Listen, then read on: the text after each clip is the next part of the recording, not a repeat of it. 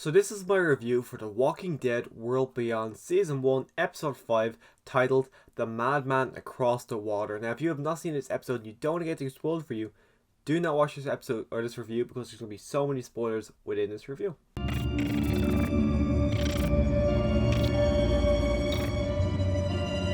So this episode, the main story for this episode is our group trying to figure out how to cross over the Mississippi River because the river closest to them has been destroyed. We also kind of get a bit more of a flashback and a bit more of an understanding of who the character of Elton was or is, and I appreciate to see a bit more of his backstory. So to start off, I'm actually going to get into his backstory a good bit. So we see him as a kid in some, I think it was a museum as far as I know, with his mother and his father. His father, I'm assuming, was a paleontologist because he's working with dinosaurs, so put two and two together on that one. And as they're happening, everything's having fun, they're having fun within it. The mother has to go off and do something. We know where her story goes.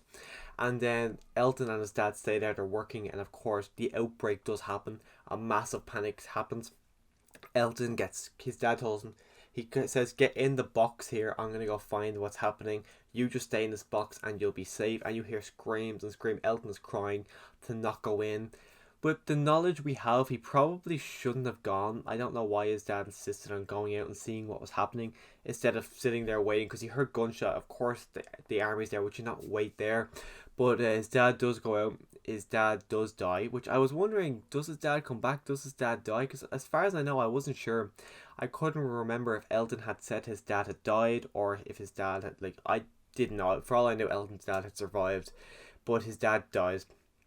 Elton then sees his dad's body as he comes out of the box. His dad is missing his legs. As far as I know, his arms were intact. He gets shot in the head. And that would be horrible to see, because at that age, I'm assuming Elton was about 5, 6 years old. So imagine seeing your dad like that at 5 or 6. It would be absolutely horrible. So we know Elton's dad is dead now. So that was kind of just a bit more backstory. It's revealed why Elton's claustrophobic, because being put in that scenario, hearing all that, I would be claustrophobic. So I don't blame Elton for being claustrophobic. And then our main story of the episode was our group trying to figure out how to get across the Mississippi River. They figure out an idea that they can just make a boat, which was kind of obvious in fairness, but they decided to make it mechanical, which again makes sense. But I would have just kind of made a float and then kind of rowed across. From the amount of effort they put into it as well, cutting time, it would have been so much easier. Like, I get it that it was faster to get across, but I think in the grand scheme of things, if you just build a raft and then rowed across, you probably would have got to go over there a lot quicker. But they make a motor out of all these supplies that were just lying around to actually get the engine going, to get nail polish. Again, as they were getting that, they were pouring these tiny little capsules about that big into it, and I was thinking, into these buckets, and I was thinking, you know what, it would have been quicker just to cut down a tree and then throw the timber in there.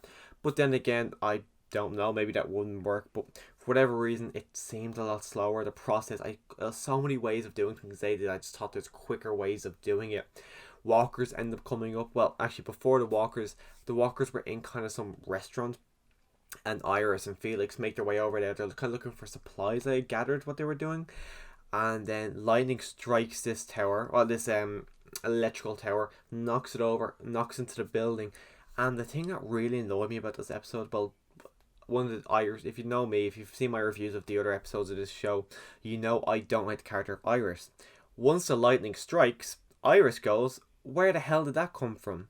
Where the fuck did you think the lightning comes from? It didn't come out from the fucking ground. She just said that, and it just really annoyed me. But the lightning strikes, the tower falls, knocks down, I think, a bit of the wall, knocking open the door, and then I think about 20 walkers came out.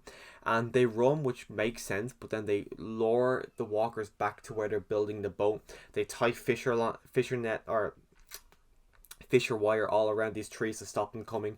But instead of killing the walkers as they're there to try and eliminate some of the threat, they kind of just stand there watching them, and they kind of shout, and it just baffled me, because I was saying to myself, if this was Rick in the group, and you can make that comparison because it was 10 years into the apocalypse, if this was Rick in the group at season 5 of The Walking Dead, they would have just started killing these walkers.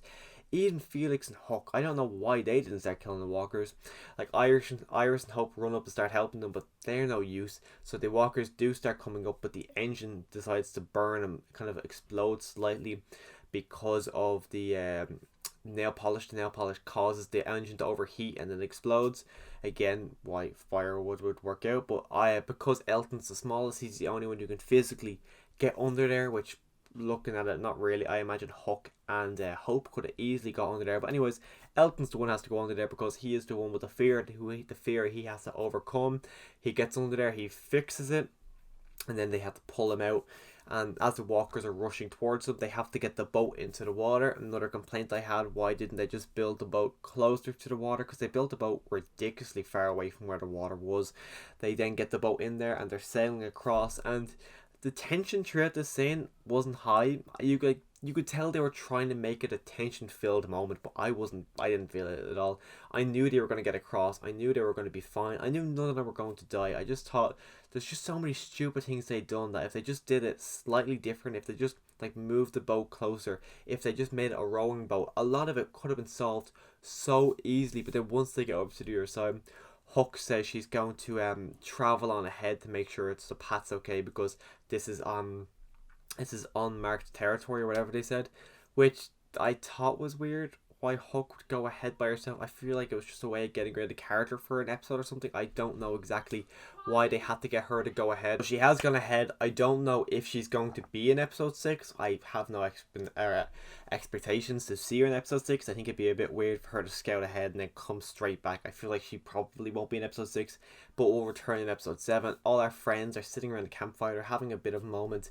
Elton goes off and has a little bit of a cry, I'm assuming because of his dad, just a memory of his dad coming back to him, and he's talking to Hope and him. She's having a heartwarming moment. They're connecting, and then Elton shows Hope a picture of his mom, and then Hope kind of puts 2 and 2 together. Of course, the fact that Hope was the one who killed his mom. I imagine Hope is going to say it's Iris in episode 7 or episode 8, and it's probably going to come out in episode 9 or 10. Putting a little bit of a wedge in between. I imagine if that happens, I imagine Silas is going to go off with Elton, and Hook is going to go with the lads, and they're all going to separate, and then Felix and Iris and Hope are going to separate, because that was their idea at the start of the episode. Hook and Felix said, okay, if we need to separate, you take the boys, I'll take the girls. So I imagine that is what's going to happen. I imagine the lads are going to separate. They will reunite in season 2, but I imagine at the end of this they will separate, because it will be revealed that Hope did kill Elton's man. But after that, they're all sitting around the campfire, and we see some guy approach them. We don't know who it is. We haven't seen anything of him. We just see the silhouette of his arm. I imagine it's going to be an older man. I can't imagine it being like a teenager with them, because that would be like, what are the odds of that, them running into another teenager? But wait and see. I'm probably wrong, and it's a teenager. But episode 5, it's quite disappointing, but I keep saying that about every episode. So in the grand scheme of things, The World Beyond, it's like every other episode. But I was kind of expecting more for episode 5. Nothing really happened. We're getting we're past the halfway point now. We're almost done with season 1, and nothing has really happened at this point. Anyways, I hope episode 6 is better. Honestly, I have no idea. I hope the season wraps up better. Again, I have no idea.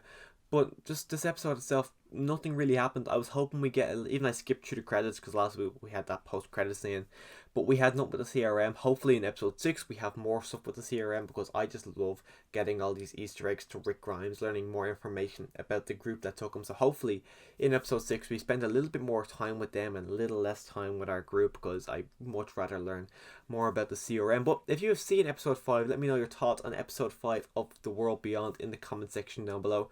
Are you excited for episode 6? Are you not like me? Are you enjoying this show? Is this like one of the best seasons of the overall Walking Dead universe? Because this is what we got 10 of Walking Dead, 6, so this is their 17th season overall. Is this one of your favorites out of them all, or is this, like, for me, same for you, that this is probably their worst? Actually, you know what, this is their worst season overall. Fear the Walking Dead season 5 was for me, but I would much rather watch that over this, because at least I like the characters in Fear the Walking Dead. So for me personally, as of right now, World Beyond season 1 is the worst Walking Dead season overall. Is it the same for you? Let me know in the comment section down below. Again, if you want to hear my thoughts on episode 6 of The Walking Dead World Beyond and episode 5 of Fear the Walking Dead, click that subscribe button so you can come back next time I do my reviews for both of those episodes. And as always, thanks for watching.